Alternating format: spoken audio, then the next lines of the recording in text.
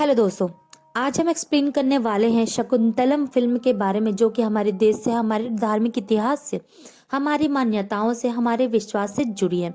तो भाई लोग, अगर आपको नहीं पता तो आपकी जानकारी के लिए बता दें, इन्हीं की कहानी के बाद हमारे देश का नाम भारत पड़ा। तो सबसे पहले साउथ की मोस्ट फेमस एक्टर समांथा, जो कि एक नई साउथ फिल्म शकुंतलम लेकर आ रही हैं। फिल्म का टीजर रिलीज हो चुका, आई होप आपने देख लिया होगा दोस्तों।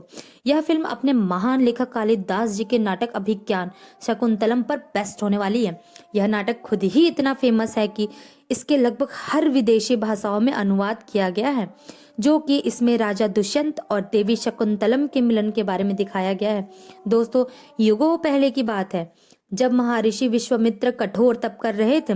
विश्वामित्र वही हैं जो रामायण में भगवान राम और लक्ष्मण को ताड़का वन लेके गए थे साधुओं की रक्षा के लिए, और यही गायत्री मंत्र के रचयिता भी हैं। महर्षि विश्वामित्र तप कर रहे थे। इनका तप इतना शक्तिशाली था कि इनके शरीर से सूर्य की भांति तेज ऊर्जा निकल रही थी। इस कारण देवराज इंद्र को भय होने लगा कि यह कहीं अपनी तपस्या पूरी करके त्रिदेव से स्वर्ग लोक ही ना मांग ले। तो इंद्रदेव ने ऋषि विश्वामित्र की तपस्या को भंग करने के लिए स्वर्ग लोक की सबसे सुंदर अप्सरा मेनका को भेजा। इसीलिए आज कहा जाता है, यह विश्वामित्र की तपस्या कोई मेनका भंग नहीं कर सकती, लेकिन विश्वामित्र में मेनका ने विश्वामित्र की तपस्या भंग कर दी थी, और विश्वामित्र मेनका के सौंदर्य में खो गए थे। साथ ही मेनका भी उनसे प्रेम करने लगी थी, जिसके फलस्वरूप उनको पुत्री प्राप्त हुई। लेकिन जब विश्वामित्र को दोबारा पता चला कि उनके साथ छल हुआ है, तो वह अपनी तपस्या में फिर से लीन हो गए। कहा जाता है कि उन्होंने मेनका को श्राप दिया अपनी पुत्री से दूर हो जाने का। मेनका यह श्राप पाने के बाद मालिनी नदी के तट पर अपनी पुत्री को छोड़कर स्वर्गलोक को प्रस्थान कर गई। ऋषि गरुण को वह पुत्री नदी के तट पर मिली। वह उस पुत्री को अपने आश्रम ले गया, जहां पर ऋषि गरुण के द्वारा शकुंतलम नाम प्राप्त हुआ।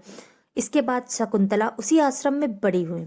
और फिर एक दिन हस्तिनापुर के राजा महाराजा दुष्यंत जब शिकार के दौरान जंगल गए, तो वहां उनकी मुलाकात शकुंतला से हुई।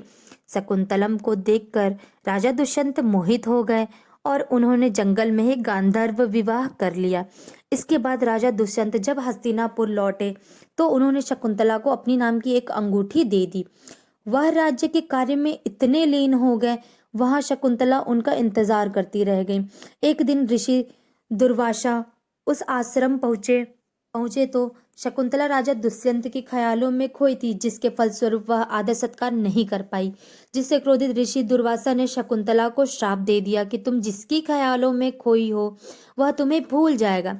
बाद में क्षमा मांगने पर उन्होंने कहा, अगर तुम उन्हें कोई वस्तु दिखाओगी तो उन्हें सब याद आ जाएगा। इसके बाद राजा दुष्यंत जब नहीं लौट कर आए, तो शकुंतला हस्तिनापुर के लिए प्रस्थान की, परंतु रास्ते में वह दुष्यंत की दी हुई अंगूठी खो बैठी। उसके बाद जब वह हस्तिनापुर पहुंची, तो राजा दुष्यंत ने शकुंतला को पहचानने से इनकार कर दिया। इसके बाद शकुंतला ने ऋषि कश्यप के आश्रम में शरण लिया और वहां एक पुत्र को जन्म दिया। साथ ही समय बीत जाने के बाद एक मछुआरे को मछली के पेट से वह अंगूठी मिली, जिस पर राजा दुष्यंत का नाम लिखा था। मछुआरे ने वह अंगूठी राजा को लौटा दिया, जिसके बाद राजा को सब कुछ याद आ गया। महाराजा दुष्यंत जब शकुंतला से मिलने के लिए ऋषि कश्यप के आश्रम पहुंचे, तो उन्होंने वहां एक बालक शेर के साथ खेलता हुआ दिखाई दिया। यह बालक और कोई नहीं, उन्हीं का पुत्र भारत था, और उन्हीं के नाम पर हमारे देश को भारतवर्ष कहा गया है। इसके बाद राजा दुष्यंत अपनी पत्नी शकुंतला के साथ हस्तिनापुर में खुशी खुशी लौट आए। यह फिल्म 17 फरवरी को बॉक्स ऑफिस पर रिलीज होने वाली है दोस्तों। इसको लेकर फैंस काफी एक्साइटेड हैं। अगर वीडियो अच्छी लगे तो कमेंट में अपनी राय दें, और वीडियो लाइक करें और चैनल सब्सक्राइब करें। धन्यवाद।